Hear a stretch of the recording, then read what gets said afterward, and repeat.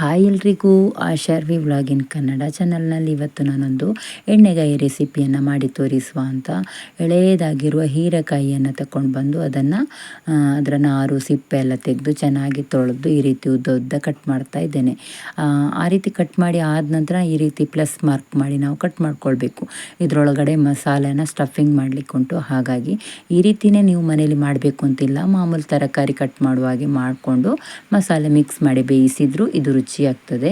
ನಾನಿಲ್ಲಿ ವಿಡಿಯೋ ಮಾಡೋ ಕಾರಣ ಈ ರೀತಿ ತೋರಿಸ್ತಾ ಇದ್ದೇನೆ. ಈಗ ಅದು ಕಟ್ ಮಾಡಿ ಆಯಿತು. ಈಗ ಗ್ಯಾಸ್ ಮೇಲೆ ಒಂದು ಬಾಣಲೆನ ಇಟ್ಕೊಂಡು 1-2 ಚಮಚದಷ್ಟು ನೆಲಕಡಲೆ ಅಂದರೆ ಹಸಿ ಶೇಂಗಾವನ್ನು ಇಲ್ಲಿ ಹಾಕಿ ಚೆನ್ನಾಗಿ ಇದನ್ನು ಹುರ್ಕೊಳ್ಬೇಕು. ಒಂದು ಅರ್ಧದಷ್ಟು ಇದು ಉರಿತಾ ಬಂದ ಹಾಗೆ ನಾವು ಇದಕ್ಕೆ ಖಾರಕ್ಕೆ ಒಣಮೆಣಸನ್ನು ಸೇರಿಸ್ಕೊಳ್ಬೇಕು. ನಾನಿಲ್ಲಿ ಒಂದು 3 ಮೆಣಸನ್ನು ಸೇರಿಸ್ಕೊಂಡಿದ್ದೇನೆ ಖಾರಕ್ಕೆ ತಕ್ಕ ಹಾಗೆ. ಬೇಕಂದರೆ ನೀವು ಮೆಣಸು ಹಾಕದೇನೆ ಮತ್ತು ಖಾರ ಪುಡಿಯನ್ನು ಸೇರಿಸ್ಕೊಳ್ಬೋದು. ಈಗ 1 ಚಮಚದಷ್ಟು ಕೊತ್ತಂಬರಿ ಬೀಜ ಅಂದರೆ ಧನಿಯವನ್ನು ಹಾಕ್ಕೊಂಡು ಅದು ಕಾಯ್ತಾ ಬರುವಾಗ 1/4 ಚಮಚ ಅಥವಾ ಒಂದು ಅರ್ಧ ಚಮಚದಷ್ಟು ಜೀರಿಗೆಯನ್ನು ಹಾಕ್ಕೊಳ್ಬೇಕು.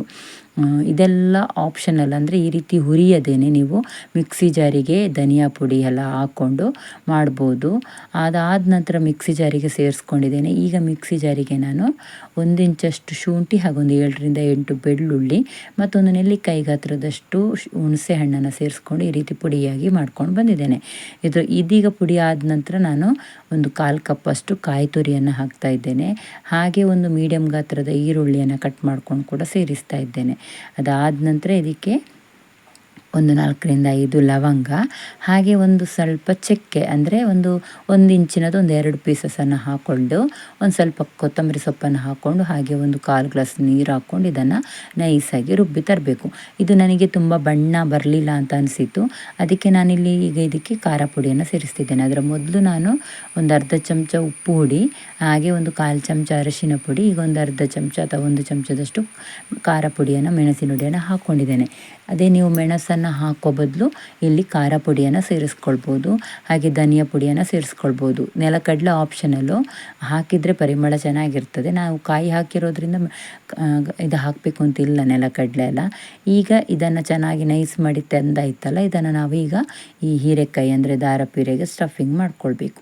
ಇದೆಲ್ಲ ನಿಮಗೆ ಕೆಲಸ ಅಂತ ಅನಿಸ್ತದೆ ಅಂತಿದ್ರೆ ನಾನು ಅದನ್ನೇ ಹೇಳಿದ್ದು. ಮಸಾಲೆ ರೆಡಿ ಮಾಡ್ಕೊಳ್ಳಿ, ಹೀರೆಕಾಯಿಯನ್ನು ಕಟ್ ಮಾಡಿ ಇಟ್ಕೊಳ್ಳಿ, ಮತ್ತು ನಾನು ಯಾವ ರೀತಿ ಒಗ್ಗರಣೆ ಇಟ್ಕೊಂಡು ಮಾಡಿದೆ ಅಂತ ನೋಡಿಕೊಂಡು ಎಲ್ಲ ಒಟ್ಟು ಮಿಕ್ಸ್ ಮಾಡಿ ನೀವು ಕುದಿಸಿದರೆ ಅದು ಕೂಡ ರುಚಿ ಚೆನ್ನಾಗಿರ್ತದೆ. ಇಲ್ಲ ಇದೇ ರೀತಿ ನೀವು ಎಣ್ಣೆಗಾಯಿ ಮಾಡಬೇಕು ಅಂತಿದ್ರೆ ಹೀಗೇ ಕಟ್ ಮಾಡಿಕೊಂಡು ಸ್ಟಫಿಂಗ್ ಮಾಡ್ಕೊಳ್ಳಿ. ಇದೇ ತರಕಾರಿಯಲ್ಲಿ ಆಗಬೇಕು ಅಂತಿಲ್ಲ, ಬದನೆಯಲ್ಲೂ ಮಾಡ್ಬೋದು.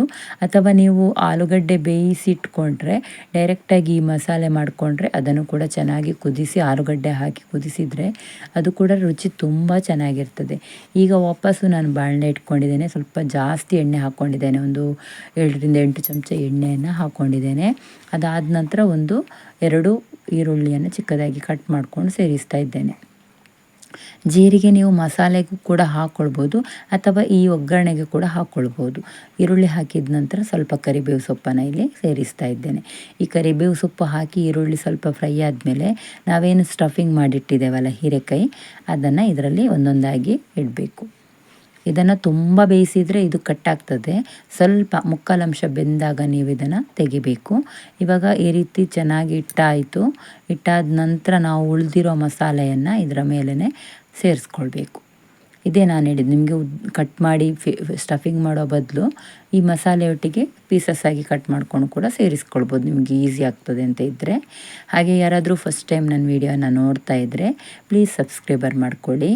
ನೋಡಿ, ಈಗ ಇದು ನಾನು ಮಸಾಲೆ ಎಲ್ಲ ಹಾಕಿ ಆದ ನಂತರ ಮಿಕ್ಸಿ ಜಾರಿಗೆ ಒಂದು ಅರ್ಧ ಗ್ಲಾಸ್ ನೀರು ಹಾಕ್ಕೊಂಡು ಇದಕ್ಕೇನೆ ಸೇರಿಸ್ತಾ ಇದ್ದೇನೆ. ಸ್ವಲ್ಪ ಬೇಯಬೇಕು, ಅದಕ್ಕೋಸ್ಕರ ಇದನ್ನು ಇನ್ನು ಮುಚ್ಚಳ ಮುಚ್ಚಿ ನಾವೊಂದು 5 ನಿಮಿಷ ಹಾಗೇ ಬಿಡಬೇಕು. ಎಣ್ಣೆ ಸ್ವಲ್ಪ ಜಾಸ್ತಿ ಹಾಕಬೇಕು ಮತ್ತು ದಪ್ಪ ತಳದ ಪಾತ್ರೆಯನ್ನು ನೀವು ಇಡಬೇಕು. ನೀವು ನೆಲಗಡಲೆ ಹಾಕಲಿಲ್ಲ ಅಂದರೆ ಅಷ್ಟು ಬೇಗ ಹಿಡಿಯೋದಿಲ್ಲ. ಇಲ್ಲಿ ನಾನು ಶೇಂಗಾ ಅಂದರೆ ನೆಲಗಡಲೆ ಹಾಕಿರೋದ್ರಿಂದ ಸ್ವಲ್ಪ ತಳ ಹಿಡಿತದೆ. ನೆಲಗಡಲೆ ಹಾಕದಿದ್ದರೆ ರುಚಿ ಚೆನ್ನಾಗಿರೋದಿಲ್ಲ. ಎಣ್ಣೆಗಾಯಿ ಅಂತ ಹೇಳಿದ್ಮೇಲೆ ನೆಲಗಡಲೆದು ಪರಿಮಳ ಬರಲೇಬೇಕು. ನೋಡಿ, ಇವಾಗ ಒಂದು ಸೈಡು ಚೆನ್ನಾಗಿ ಬೆಂದಿದೆ. ಈಗ ಇನ್ನೊಂದು ಸ್ವಲ್ಪ ನಾವು ಇದನ್ನು ಈ ರೀತಿ ಮಿಕ್ಸ್ ಮಾಡಿಕೊಂಡು ಇನ್ನೊಂದು 5 ನಿಮಿಷ ಮುಚ್ಚಳ ಮುಚ್ಚಿ ಬೇಯಿಸಿದರೆ ರುಚಿಯಾದ ಹೀರೆಕಾಯಿ ಎಣ್ಣೆಗಾಯಿ ರೆಡಿ ಆಗ್ತದೆ. ಹಾಗೆ ಫಸ್ಟ್ ಟೈಮ್ ಯಾರಾದರೂ ನನ್ನ ವೀಡಿಯೋ ನೋಡ್ತಾ ಇದ್ದರೆ ಪ್ಲೀಸ್ ಲೈಕ್ ಮಾಡಿ, ನಿಮ್ಮ ಫ್ರೆಂಡ್ಸ್ ಫ್ಯಾಮಿಲಿ ಅವರಿಗೆಲ್ಲ ಶೇರ್ ಮಾಡಿ. ನಾನು ವೀಡಿಯೋ ಅಪ್ಲೋಡ್ ಮಾಡೋದೇ ಸ್ವಲ್ಪ ದಿನ ಆಯಿತು, ಈ ರೀತಿ ನೀವು ಎನ್ಕರೇಜ್ ಮಾಡ್ತಾ ಇದ್ದರೆ ಏನಾದರೂ ವೀಡಿಯೋ ಹಾಕೋಣ ಅಂತ ಅನಿಸ್ತದೆ. ನೋಡಿ, ರುಚಿಯಾದ ಎಣ್ಣೆಗಾಯಿ ಈಗ ಚೆನ್ನಾಗಿ ಬೆಂದು ಕೂಡ ರೆಡಿಯಾಗಿದೆ. ಇದನ್ನು ನೀವು ಅನ್ನಕ್ಕೂ ಯೂಸ್ ಮಾಡ್ಬೋದು, ಖಾರ ಖಾರವಾಗಿ ಚೆನ್ನಾಗಿರ್ತದೆ. ಈಗ ಇದಕ್ಕೆ ನಾನು ಸ್ವಲ್ಪ ಕೊತ್ತಂಬರಿ ಸೊಪ್ಪನ್ನು ಹಾಕ್ಕೊಂಡೆ. ಇನ್ನು ಇದನ್ನು ನಾವು ಸರ್ವ್ ಮಾಡ್ಕೊಳ್ಳೋಣ.